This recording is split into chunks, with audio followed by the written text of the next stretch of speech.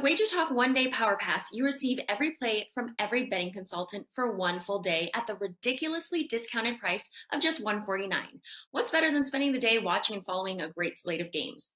Watching, following, and winning those games. Get every WagerTalk expert and every game they release for that day.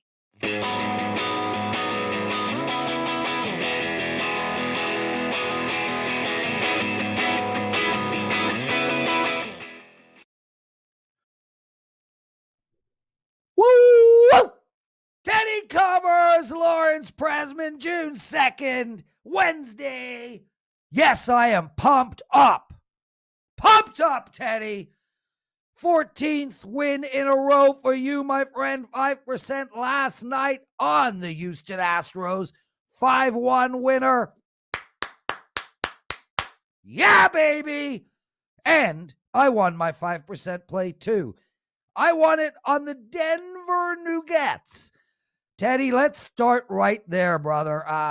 Well, Steve Merrill and Art Sherpan are on the show. Let's move on. Teddy, that might have been one of the most exciting games I've ever seen in my life.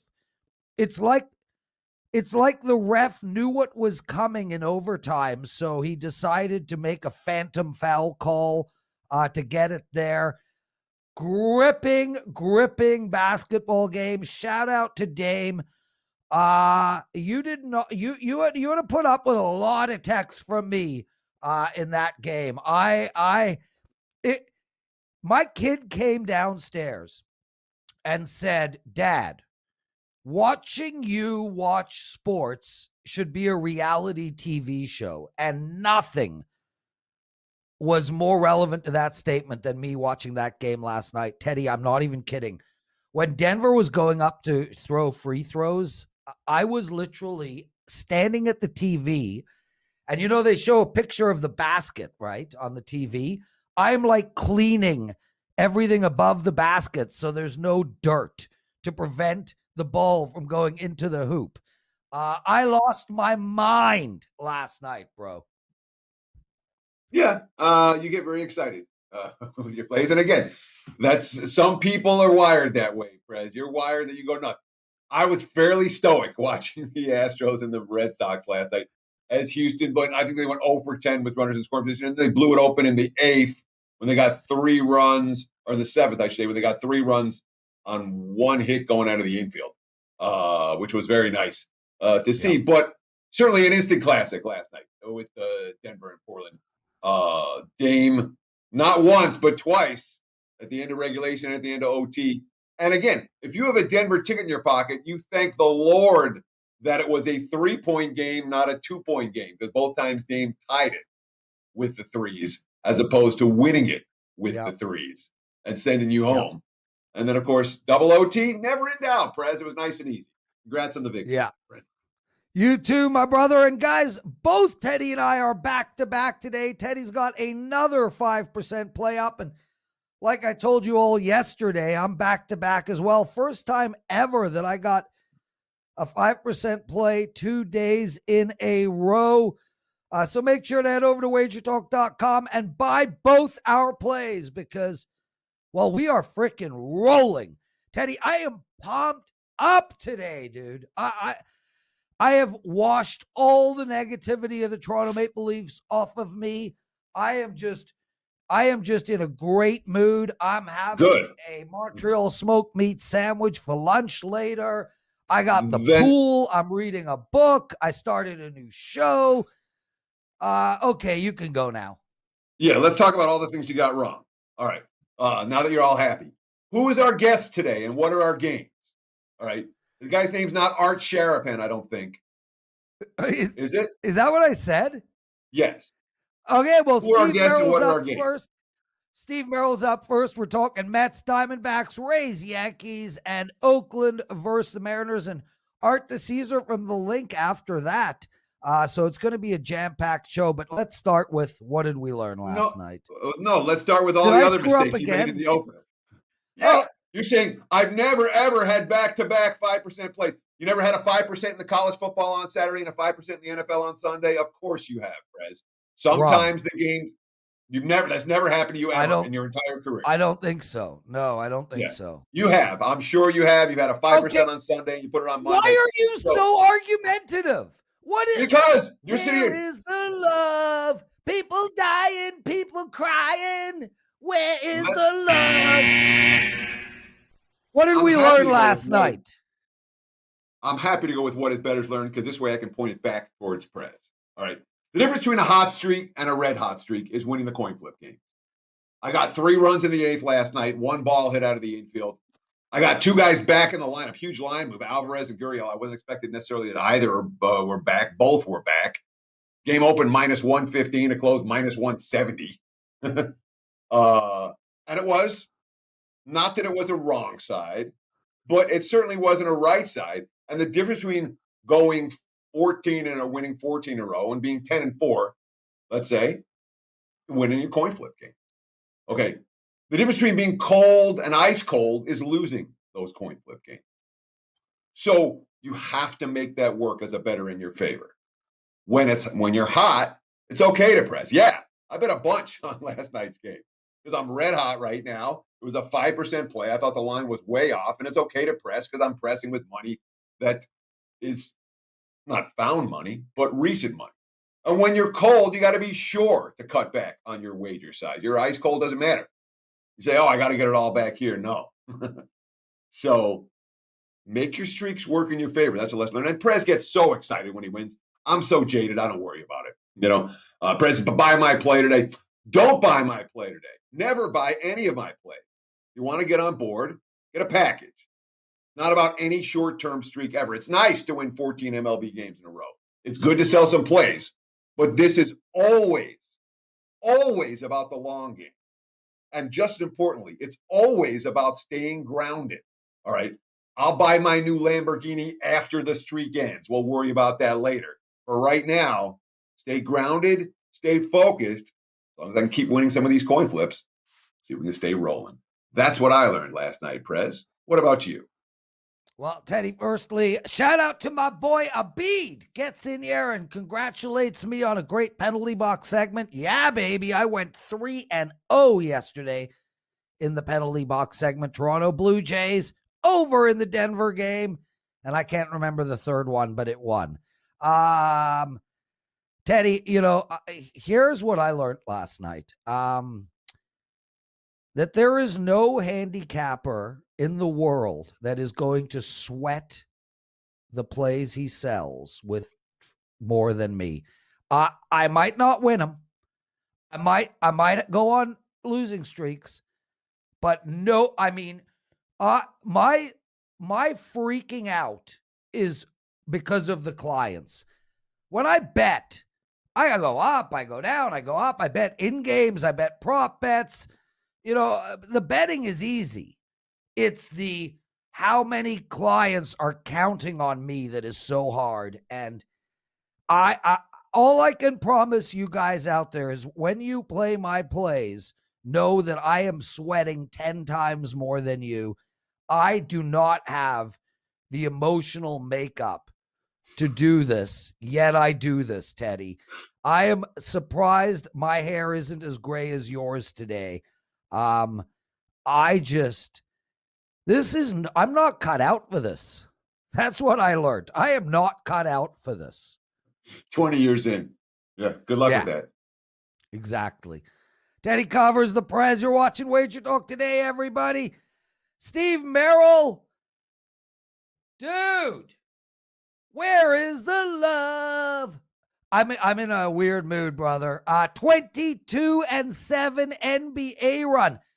Steve, I'm 10-4 in the playoffs, and you're like, anything he can do, I can do better. What the hell, bro? I'm 10-4 in the playoffs. You show up, you're 14-4 in the playoffs. Welcome to WagerTalk Today. We love having you on.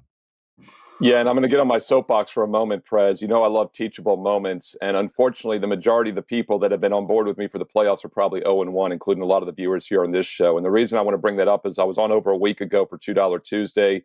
We got excited about the big play. It missed with the LA Clippers. Everybody thought the world was ending. Guess what? I came back with them in games 3 and 4 and won with them.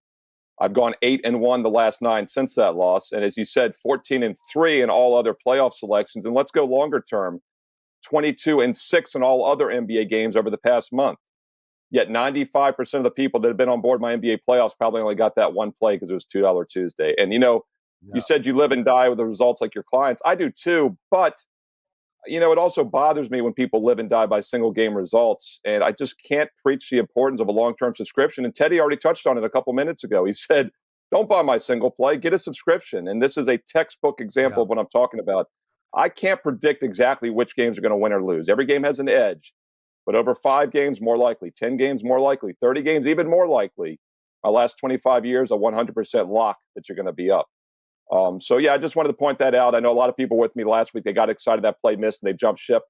Shame on them. They've missed an 8-1 run and 14-4 overall in the NBA playoffs, as you mentioned. And real quickly, I wanted to get people on board long term. So I saw the main office in Detroit. Give me a great promo code. This is a big one, guys. 50% off the next year. And I was a little hesitant, but I said, the hell with you. I'm going to see who's serious out there. I'm going to see who wants to make a real long-term investment.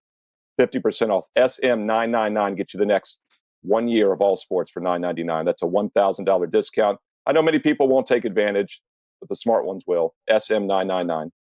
Wow. SM999 at checkout. Now, did you use the word lock there, Mr. Merrill? Yeah. I could have sworn I heard you say lock out of your mouth. Over 25-year period, I will guarantee you're up.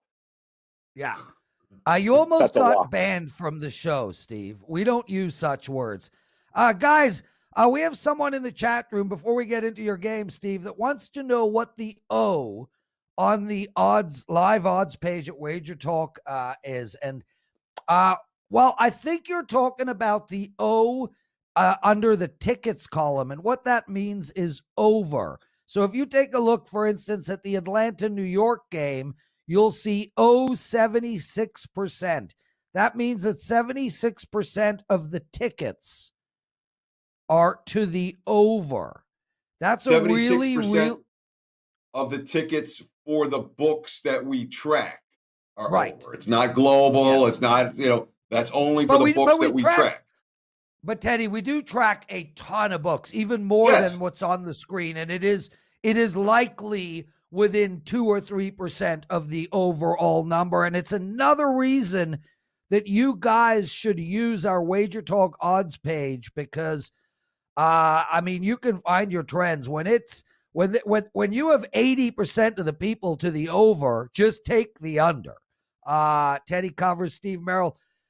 Steve, let's get into it, man. I'm excited. Diamondbacks today, a 3:40 p.m. game, hosting the Mets. Where, my friend, are you going in this one?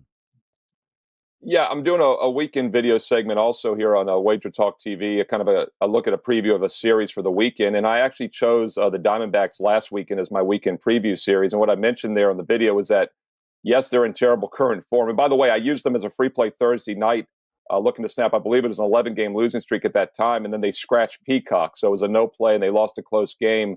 They finally snapped that streak, though, on Sunday with Peacock finally getting on the mound. But what I mentioned in that video is, thought they were starting to turn the corner. Obviously an ugly team, but I thought they'd get at least one of those 2 weekend games.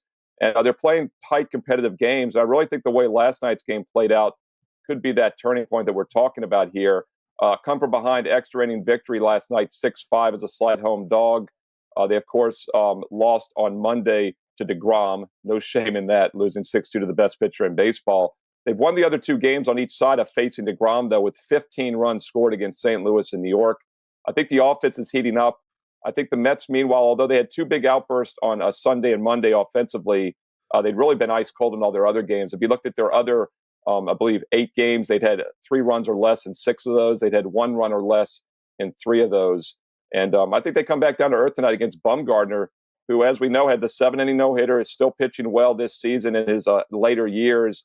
And something I want to point out quickly on his numbers, 5.2 ERA, not good. 1.16 whip is good. And I think Walt's hits innings pitched is a better barometer, and we've seen what he's been capable of doing this year. So I actually like the D-backs. This is an afternoon matinee special for those watching us live here during the daytime, 3:40 Eastern, Wednesday afternoon, D-backs. Sure, 12:40 here on the left coast. I want to ask you about Bumgarner, because this is a guy I came into the season saying I'm going to fade Madison Bumgarner. And I faded him. I think his first three starts, and he got bomb, bomb, bomb, bomb. And then he had a stretch of I think 5 starts in a row where he was gem, gem, gem, gem, gem. The last 3 starts, one was really short. He needed 80 pitches to get through 4 innings. And the last 2 starts, he's just been bombed. He didn't have it against the Rockies in Colorado. He didn't have it against St. Louis. And that worries me because the Cards' offense isn't that great. And he was giving up dingers in that game, and he was walking batters in that game. How worried are we that Madison Bumgarner is any good right now? Because his last 2 starts, he's really struggled, and he struggled a lot early in the season. He struggled a lot last year. Is he a guy that we trust at this stage of the campaign? Yeah, I think today's kind of a make or break game for him. I do agree the St. Louis game last week, Teddy, is concerning because the offense for St. Louis has overall been somewhat down. But like you said, at Coors Field, I'm going to scratch that one. And then the outing before that, when he only went 4 innings, gave up 2 runs, was against the Dodgers on the road, one of the best teams in baseball probably. So, before that, he was very good for only 5 straight starts. So it's really been 1 bad start, 5 good starts if you get rid of the Coors Field and the Dodgers offense. We'll see what he does today. It's a concern. Nothing's perfect, but I do think he's still got a little bit left in the tank. And a lot of times these veterans do kind of reach deep and find something after a bad performance. So I'd look for a bounce back more likely today. Steve Merrill, everybody, 22-7 NBA run, 6-0 in your last 3 days of sports betting. Guys, use that promo code SM999. 50% off of a year of Steve Merrill. And Steve, let's get into this Yankee-Tampa Bay game. Fascinating game here. We've got McClanahan on the mound. Steve, Tampa Bay, a slight dog here. Yet clearly so far a better team than the Yankees. Won 5 straight games, but then lost last night 5-3. The Yankees lost 4 in a row, then won last night. And this pitcher, McClanahan, last out 7-2 he won. The time before that, 3-1. I got to think Tampa Bay is live in this spot. Yeah, it was an interesting game. We talked about it yesterday on First Pitch right here on WagerTalk TV. And one thing we pointed out in that game was that Tampa's kind of had the Yankees number. And I thought, I didn't have a play on this game yesterday, but I did think, it was hard to go against Tampa. And so we saw the Yankees finally get them. Well, as you said, they finally got him last night 5-3, but it was in extra innings, so it wasn't a real convincing win. And the Yankees, once again, not good offensively, just 6 hits in that game. They did leave 10 runners on base, so they were getting on base a little bit better. But the Yankees overall have still, if you throw out last night's extra inning game when they put up some extra runs, they'd scored two runs or less in the 4 previous games. They'd had 5 hits and 3 hits in 2 of those 3 games. Meanwhile, Tampa has been very good offensively on the road, runs scored, over 6 runs scored, but it's kind of feast or famine with Tampa. That's how it was last year when they won the pennant. They rely on the heavy home run. Other games, they can kind of be off. They've scored 3 runs exact in each of the last 2 games. So it looks like that offense is cooling off, but more so I'd like to look at hits. And this team overall has 6 hits or less in 4 of their last 6 games. So I think the pitching gets it done here tonight. I think it'll be a low-scoring game. I like the under 8.5 in this one. And once again, 2 pitchers with mediocre ERAs, 3.3, 4.2. But look at the whips, 1.1 for both of them. That, once again, is walks and hits, innings pitch. It's basically all runners you're putting on base. I don't think many runners get on base tonight. I think under 8.5 is the best way to play it.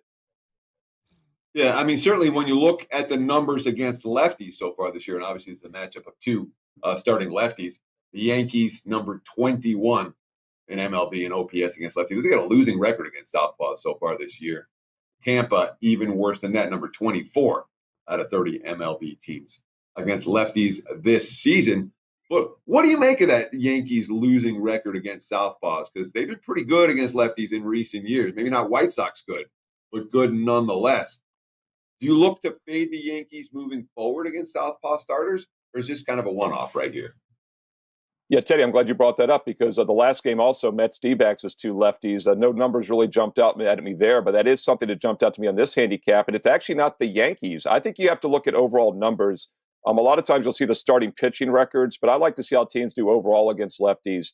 And the Yankees overall this year actually bat 17 points higher against left-handers, and they're only about 0.3 runs less per 9 innings against lefties. So I'm not sure it's as much of a factor as those numbers might say. But guess what? The Rays, 14 points worse against lefties and almost a 1.5 less per 9 innings against lefties. So if anything, I think Tampa might be the team that struggles a little bit more tonight. And that's another reason I do like the under 8.5. And another reason I stayed off the Rays in this game, even though they've kind of owned the Yankees in recent years. Steve Merrill. Steve, did you go spinning today? Last night, actually. And I went last week, too, and I took a photo I was going to send you to show you my numbers, and I forgot to do it, Prez, but I've got it on my phone still, so I'll do that after the show. We'll have a little spin chat. What time at night do you spin? It's usually around like a 5:30 Eastern, so, mid-evening. Oh, we actually before the games, after the workday, before the games. Canadians call 5:30 afternoon. Who knows who's right on that one? Steve, Oakland-Seattle. Man, 12-6 win yesterday by the A's. Before that, they lost 3 in a row. Seattle won 5 in a row before their loss. Oakland favored here, minus 147. It's all over the map, Steve. There's a 159 at one place, a 147 at another. What are we doing in this one? Yeah, that 159, by the way, is one of the bigger U.S. books who we won't mention. They have a 24-cent split on that game right now, so that makes me cringe. I'd like to mention that I have a lot of their stock. Just wanted to throw that out there. I have a I'll be nice ton of their stock. Yeah, I don't want to hurt your portfolio value then, so I won't slam them too much. But yeah, anytime there's a 24-cent line on a game, you're probably better off shopping elsewhere. But you're right, Prez. If you look at the WagerTalk live odds screen, everybody can figure out who we're talking about right now. And yeah, they're not real friendly for baseball. Great for props and other stuff though. So there's always a reason to have them in your betting portfolio. This line looks like it's climbing, though, like you said, and I expect people to be on Oakland after their breakout win last night late. Yeah. I mentioned that segment I'm doing here, the daily, kind of bi-daily segment here for the baseball and WagerTalk TV. It's called Just a Bit Outside. It's a game that kind of misses the cut. This was the game that just missed last night. I used it as a free play on my page at WagerTalk.com. If you haven't been part of that 22-7 NBA run, you can still get free winners. This was posted for free last night, even though my best bets are 6-0 the last 3 days. The free plays do win as well. And I mentioned I thought the A's were worth a look in that game. I think they're worth a look in this series again tonight. And the reason I mentioned that is I normally don't back a team that had lost 6 out of 9 against a team that had won 7 out of 8. But the Mariners are phony. On the season going into last night, they were 17-12 at home. They're now 17-13, but they're still batting at home this year, just 193. They were batting 189 going in last night in all their home games this season. This is probably the worst offense in baseball. They've been getting it done recently with pitching. I don't think that holds up anymore. The pitching broke last night. Oakland's offense obviously broke out last night. 12 runs, 13 hits. They put up 5 runs on 10 hits in the loss the day before in extra innings. So a couple close games. It looks like the momentum is shifting, and Oakland would be the way to play it. So, Seattle's success this season, and modest success this season, they certainly overachieved, but they're not a good team by any stretch of the imagination. But their success this season, in my mind, is largely based on a bullpen that has either wildly overachieved or is better than expected, depending on which way you want to look at it. You talked about that pen getting rocked last night. It was a really rough game for the Mariners bullpen. Do you think this is a bet against bullpen now? Because if it is, Seattle might be a team you want to fade day in, day out. I think you could say in general, Seattle might be a play against team. Teddy, right now they're 28-28 on the season. I don't have them pegged as a 500 team when all is said and done. And meanwhile, Oakland, 32-25, probably where they need to be. Yet Seattle's a couple units up on the money line still. So I just think in general, Seattle could be a play against team. And that bullpen, if they do regress, which they probably do, will be part of that. But you just look at this game real quickly. We've got the better offense, team that's heating up, the better, and the Oakland's bullpen slightly better overall numbers, by the way. And then the better starting pitcher. And that's what we had last night. And the line, like Prez said, is in the 140 range at most spots. I like the chances of that team winning more times than not. Steve Merrill, brother, awesome job, man. Like, you make me tear, Steve. It's like, I'll tell you why, bro. In all seriousness, Marco and I started this company 7 years ago. We have more partners now, more brands, Sports Memo, Gold Sheet we purchased. Dude, you come on to this show and Jimmy Adams yesterday and Brian Leonard and Koken and Carm and Andrew on Puck Time today, Drew Martin, Teddy Covers. It's like, I feel like a proud papa, man. I'm having an emotional moment. I got Teddy. Get rid of him. I'm verklempt. I want to get rid of you. Yeah. Steve, anything you got to promote? Talk about your that promo code won last time for a full year. Yeah, it's pretty Every crazy. play, every day, nothing more to buy, no bait and switch. Talk about it.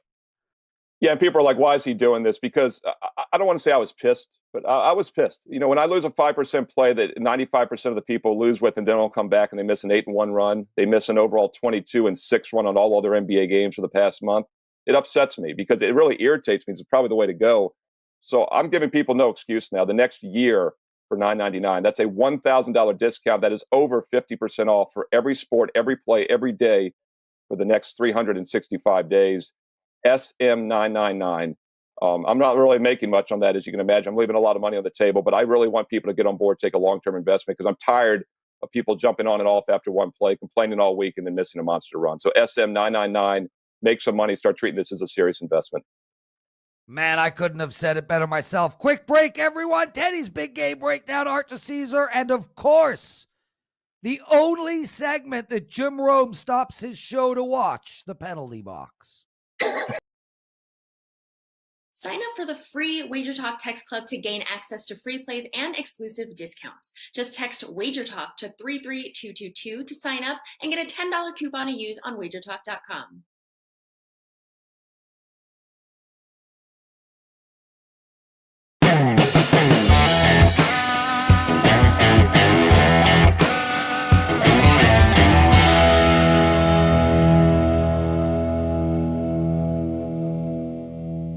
Time for today's big game breakdown. Let's talk a little Clippers and Mavs. Game 5 in LA at the Staples Center. Right now, looking at the WagerTalk live odds screen, I'm seeing mostly 7.5s out there for the Clips. There has been Clipper money this morning was 7 earlier. Total sitting at 217.5. There are still 217s out there. There has been a little bit of over money this morning as well. So we've seen money for the favorite and money for the over. Light money, but money nonetheless. And it has certainly been a postseason so far in the NBA playoffs where you want to be laying points with favorites. Again, last night, the chalk comes through. And basically, since the opening weekend, since the game ones, if you've been betting favorites here in the NBA postseason, you made a fortune because the dogs simply haven't been there. All that said, this is not a game where I'm looking at the favorite. And I understand there are questions about how healthy Luka's going to be. Luka's going to play. They had the extra day. All the other teams that played on Sunday play yesterday, not the Clips and the Mavs. They get the extra day, and that's a difference. And of course, Dallas, who shot better than 50% from the three-point range. The first 3 games, unsustainable. Game 4, they're 5 of 30 from three-point range. Also unsustainable. They're a better three-point shooting team than that. 34% shooting overall. They're a better shooting team than that. Hardaway was awful. Kleber was awful. Porzingis wasn't much better. Very little off the bench. It wasn't Dallas basketball.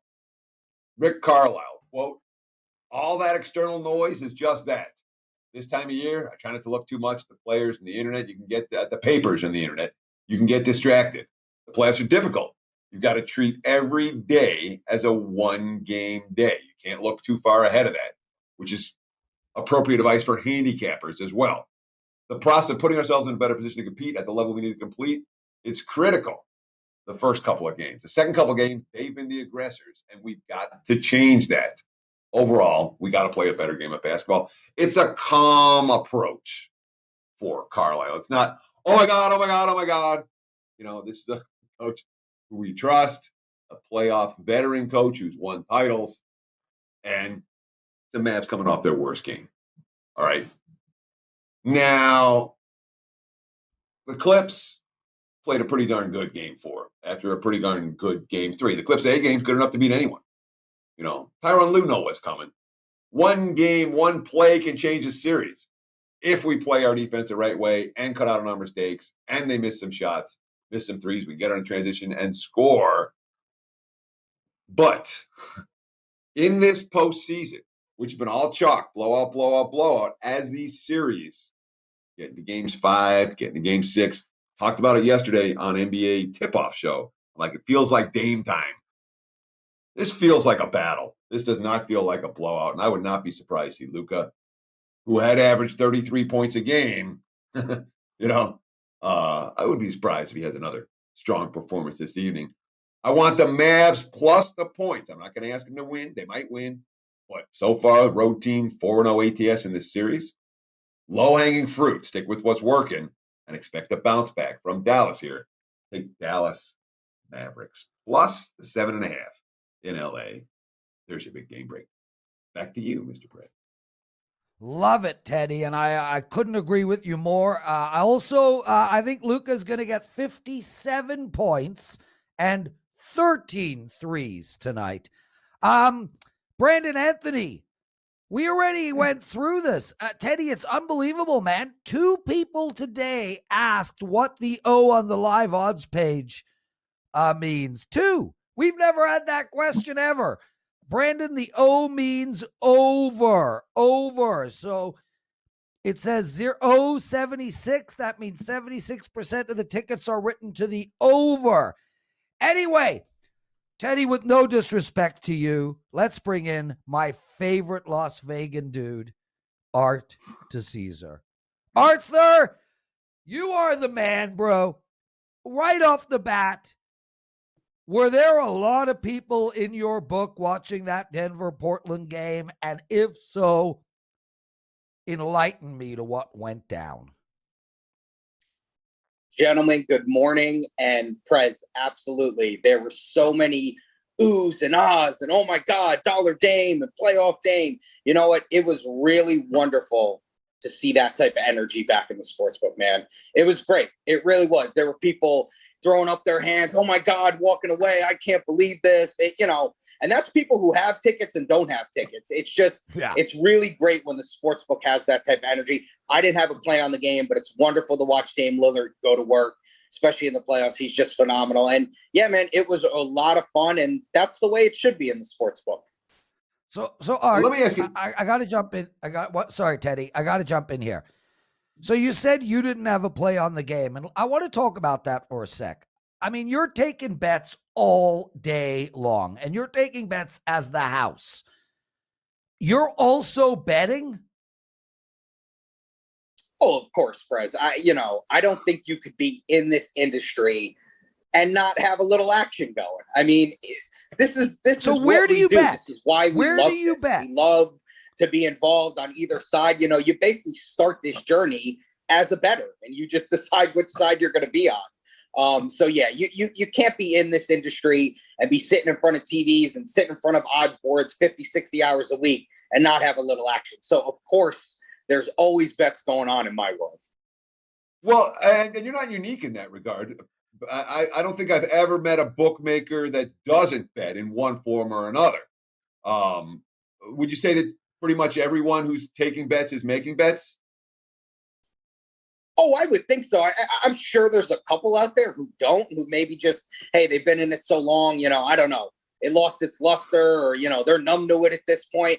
Hey, man, this is something I've been doing since I'm 18 years old. So this is something I've loved. I've always loved I've always loved sports, but I've always loved the action of sports and the numbers of sports and just, the betting line of sports. I can remember looking in, USA Today or, the New York Post and seeing a betting line when I'm 14, 15 years old. So this is something I've always had an interest in. And yeah, everyone I know in my world that I talk to that's involved on my side, they make bets. Sure. But you don't bet where you work, right? You're betting at the other sports books in town. Right? Is that pretty much universal? Correct. No one's allowed to bet where they work, right? You have to walk across we say walk across the street, but you go in your app and bet somewhere else, right? Oh, absolutely. Or, I just go in my pocket, I fire up one of those apps, and away we go. There you go. Art DiCesare, everybody. So if you see Art standing in the line at the Caesars Sportsbook wearing his fat suit and a fake mustache, just bet what he bets. And speaking of that, 4 NBA games tonight, Art. Man, I tell you. Prez, hang on just a second before we get into the NBA. Go ahead, So it's an interesting discussion. We have enough time to do it. So let me, so when it comes to bookmakers, Art, as bettors, are they good bettors? Are they bad bettors? Do bookmakers make the same mistakes everybody else does? Do bookmakers win at a fairly high percentage, or is it pretty random? Teddy, that is a great question. I'll say this.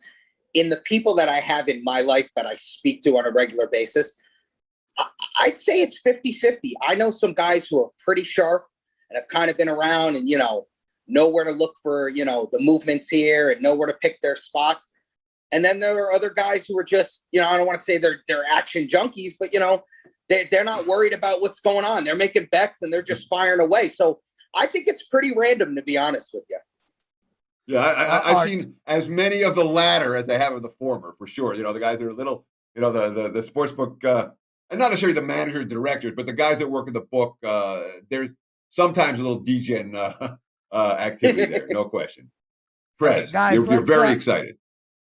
Yeah, well, I just got to say, guys, truth be told, we set the segment up. We knew we were going to discuss this. Art is actually a client of my NHL. So I knew he bet because he buys my NHL season package. And dude, I offered it to you for free. You said no. And I'm so appreciative of that. So thank you, Art. Can we now? So Prez, nobody understands that you're joking. Nobody understands that. I'm not joking. Art is not your season client. He's not your season. Art has never bought a package from you. Tell him, Art. Where are you going with this? Prez, of course I paid for your package because I'm a gentleman and I know how great your information is. So of course I would not want anything on the arm, my friend. Right. And Teddy, because Art doesn't buy yours doesn't mean he doesn't buy mine. I have access to everything. So Art, let's move on. NBA tonight, 4 games. What stands out? What are you betting? What some wise action that you're seeing? Help us out with these games.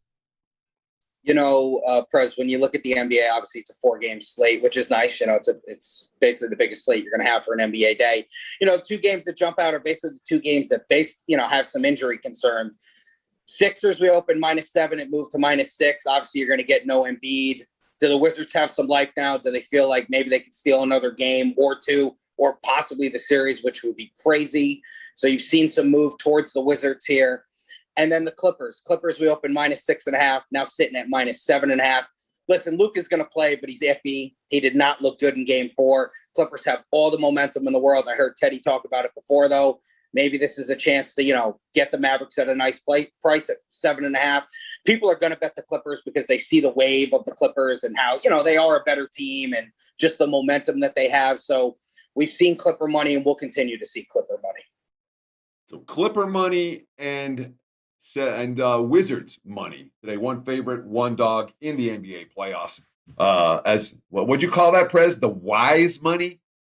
The wise guy money, Prez. The sharp money. The wise money is like, I don't even know what you're saying. But Teddy, it's more fun to make. When you are as close to the wise guys as I am, you just call them wise. It's a nickname. I'm sorry. Art doesn't bet your plays, and I'm sorry you're not friendly with enough wise guys that you can just call them wise. Sometimes I just call them W. Anyway, so when Teddy, it comes get to the some NBA more playoffs, info out of Art. I'm going to get a bunch more info out of Art. We're not done yet. No, Teddy! Art, it's been a very chalk-heavy NBA playoff so far. The opening weekend, we saw some dogs cover. Since that time, it's been basically favorite, over. The over's been pretty good, too. Have you taken a beating because it's been favorite and over in the NBA? Has the LINQ book shown a negative for the postseason so far? Or is the sample size just not big enough yet and you're still getting 2-way action? Or is the fact that all the favorites are covering really hurting you guys? No, I mean, Teddy, when you said it correctly, and, we've talked about this basically in every sport, when favorites and overs are going to come in, it's never going to be a great thing for the books.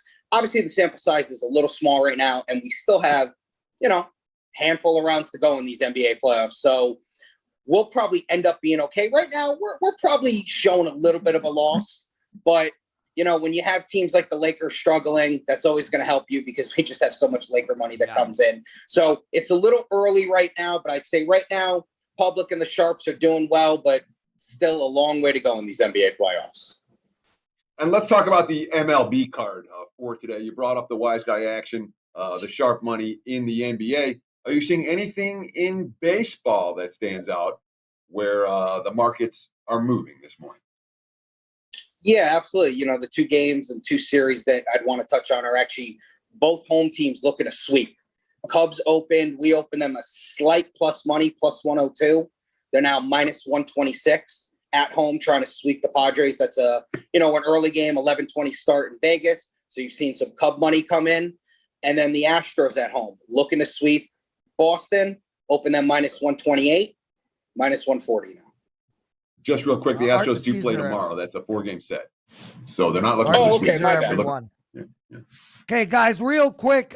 Jimmy Underwood, I saw that, man. That was beautiful. Art, yesterday, we had Drew Martin on.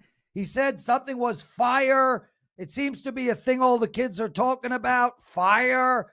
I have coined the term oven. So Jimmy says Prez is on oven today. So make sure, Art and Teddy, make sure you help me get oven to be a big thing.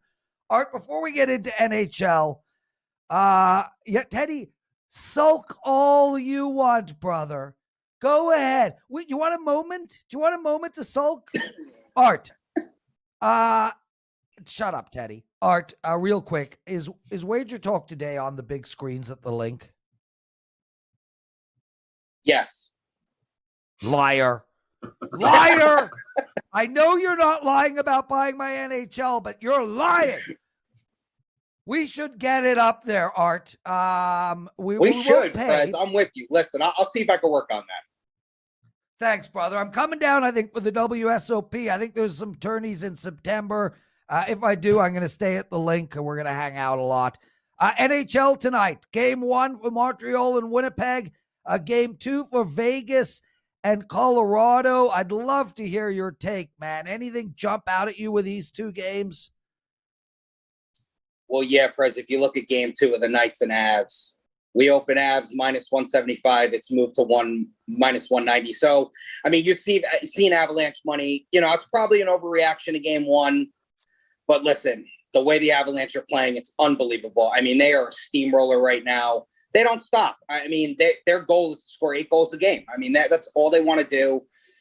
Listen, if there's ever, a chance, I guess, to take the Knights, it's a plus money. Maybe you take them tonight, but I don't know. I wouldn't want to back the Knights, especially against the Avalanche. I think that Jets and Montreal series is incredible. It's an incredibly intriguing series. I think we opened the Jets minus 115, quickly went to minus 140. So you've seen some Jet money come in. Jets were 6-3 against the Canadians during the season. Now it's crazy. If you look at the total of 5.5, really juiced to the under. If you want that playoff under, minus 145, you're going to pay for it. And a lot of their games went over in the regular season. Now I understand this is playoff hockey. It's going to be a lot tighter, but they've played to the over in their regular season games. So it's interesting to see that under is so heavily juiced at minus 145. Art, I got a question then in that regard. So if I'm going to bet the over in this game tonight, I would take it on the Asian line. Is that something the LINQ offers? No. There you go. That was a nice direct answer. Just to let everybody know, that basically means that you're going to be over 5 with half your bet and over 5.5 with the other half of your bet. Art, man, you are so good when you come on the show. Oven. You are oven, Art. Anything to promote? Prez, I love you, man, but I don't think that oven's going to stick. But, good luck with that. No, it's not. Gentlemen, as always, guys, the LINQ, one of the great places to watch the sporting events on the Strip. We got the fan caves. And listen, since we've basically lifted all mask mandates and everything, it's just been a joy in the book the last couple of weeks. So come down, hang out, come by, stop by and say hi. And, just come and check us out at the LINQ, guys. One of our best guests, Arthur DiCesare, friend of WagerTalk Today. We absolutely love having you on. But now it is time, dude. Warren Buffett just called. He's like, Prez, the penalty box segment is 2 minutes late. I'm like, Warren, relax. I got the info coming. Let's go, Joe.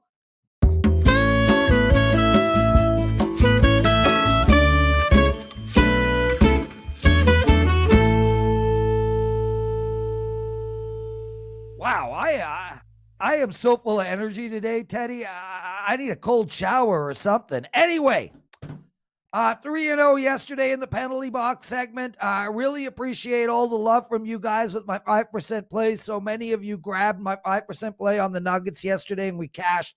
I got another 5% up tonight. Please do not miss this play.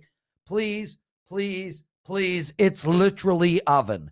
Teddy, here's some free picks for tonight. First, I'm going to give you an Andrew McGinnis free pick. Credit to Andrew.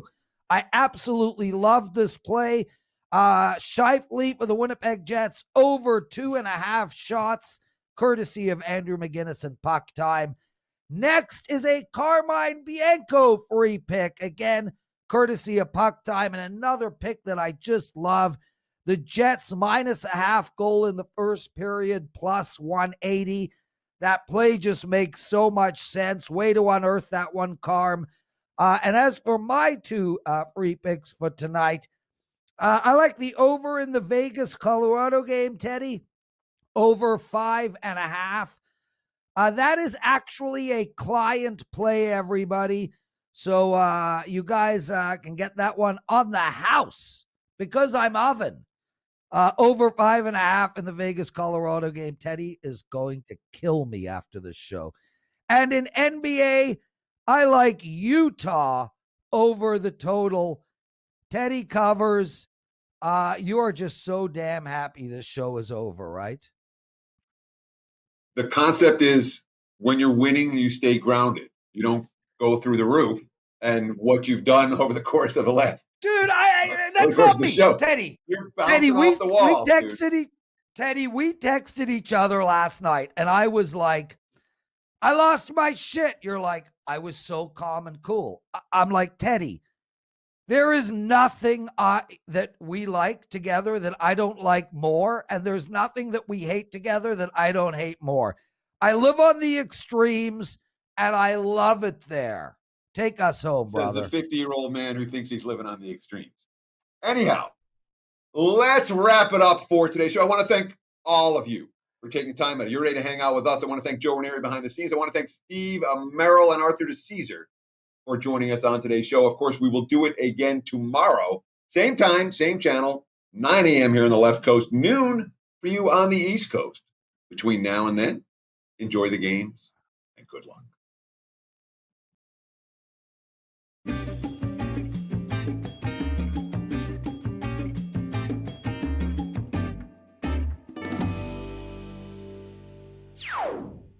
With a WagerTalk one-day power pass, you receive every play from every betting consultant for one full day at the ridiculously discounted price of just $149. What's better than spending the day watching and following a great slate of games? Watching, following, and winning those games. Get every WagerTalk expert and every game they release for that day.